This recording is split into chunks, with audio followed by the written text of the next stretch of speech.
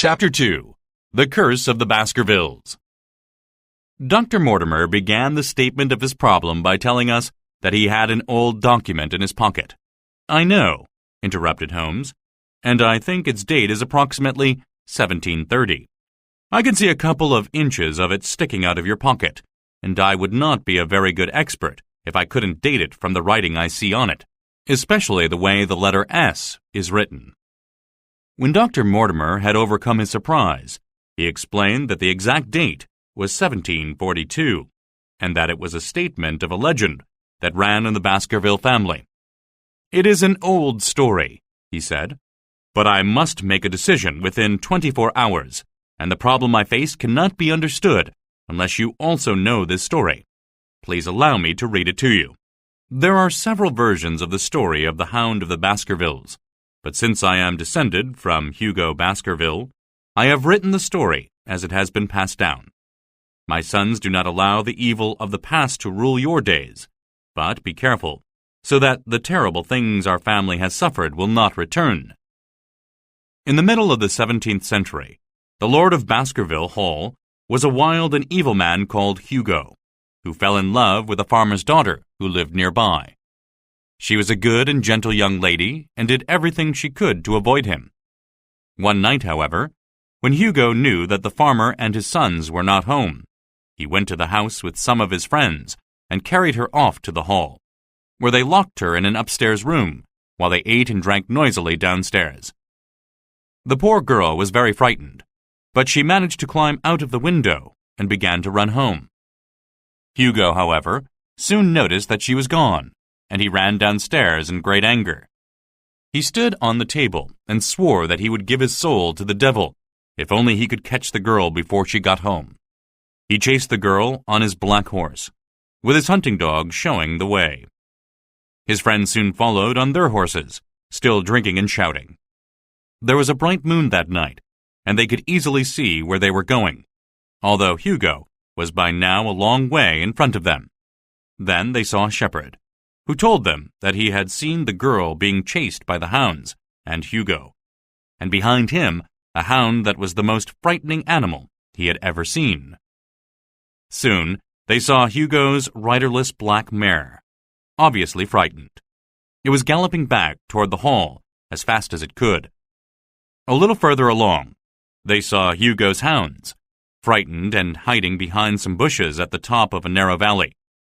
3 of the men rode slowly into the valley, where large stones had been placed by the ancient people. They saw the body of the young girl, who had died of fear and exhaustion, and of Hugo Baskerville, who lay dead beside her. Standing over Hugo was a huge black hound, larger than any of them had ever seen before, and as they watched, it tore out Hugo's throat. It turned to look at them, blood dripping from its mouth and its eyes blazing like fire. The 3 men galloped out of that valley as quickly as they could. One of them died of fear that very night, while the other 2 were mad for the rest of their lives. This hound, my sons, has cursed the family since that night, for many of the Baskervilles have had violent or mysterious deaths, from Hugo Baskerville to his sons, Roger and John. Sherlock Holmes looked at Dr. Mortimer and said, "It is an interesting story if you are a collector of fairy tales. Then let me read you something a little more recent, Mr. Holmes," replied the doctor. "It is the Devon County Chronicle for June 14th this year."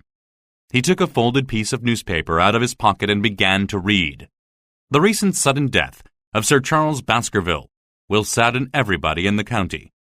As he was a well-liked and respected man, and had made many friends in Dartmoor during the 2 years he was at Baskerville Hall.